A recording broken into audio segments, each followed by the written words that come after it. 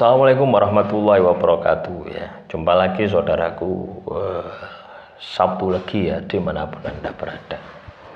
Menanggapi komentar saudara kita, weton Sabtu lagi ya. Rizka Maida, saya akui semua benar ya. Keistimewaan orang yang lahir Sabtu lagi ya. Misalnya saya membahas tentang keistimewaan, kabeh ngomong wah bener kabeh.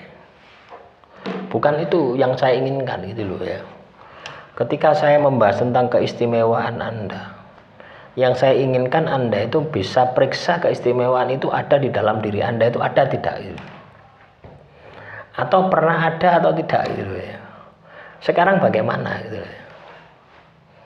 Kalau semua keistimewaan itu sudah tidak ada, atau kalau misalkan keistimewaan semua yang saya sampaikan itu ada, mesti uripmu itu jaya.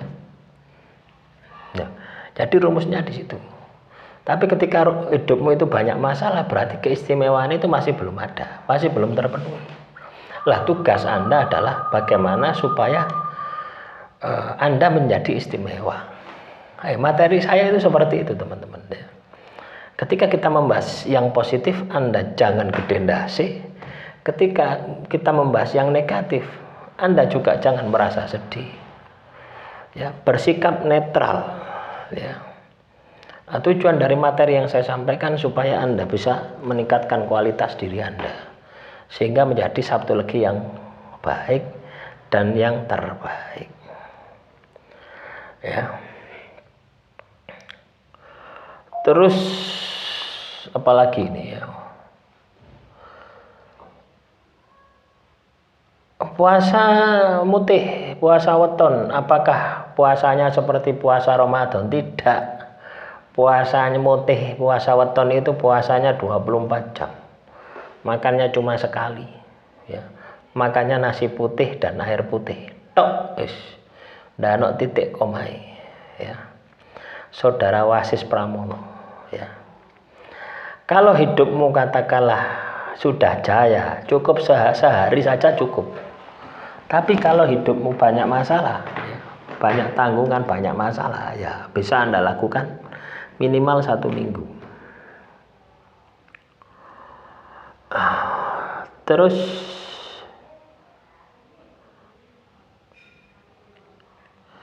maaf mas, maksud saya tidak pernah.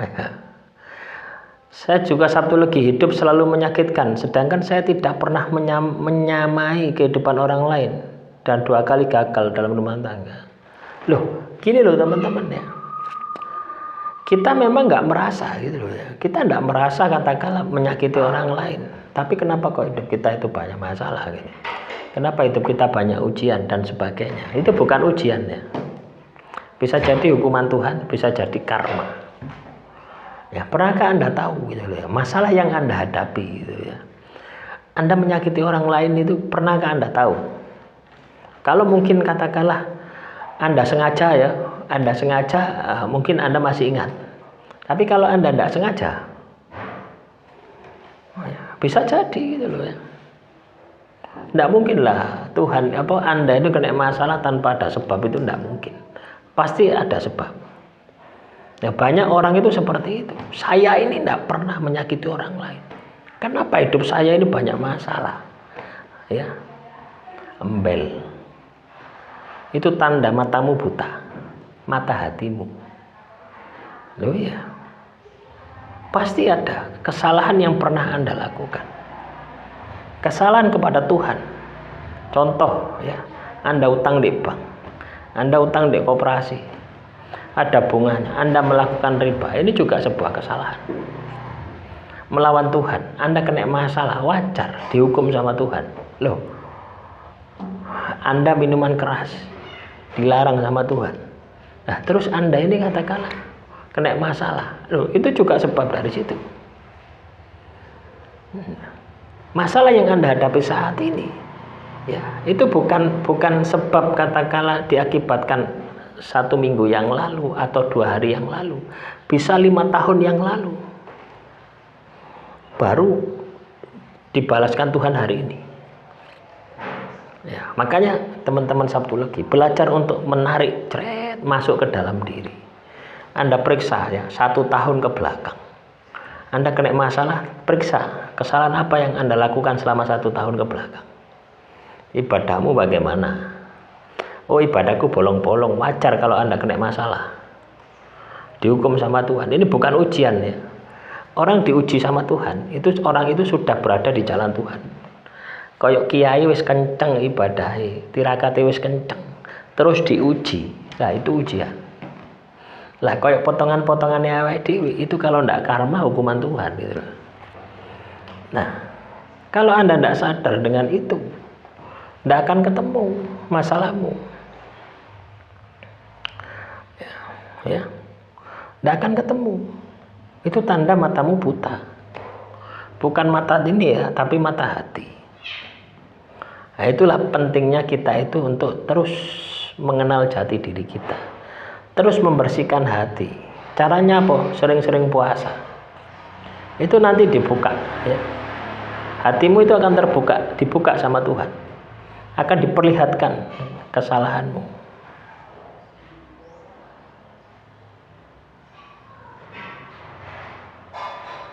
Ya.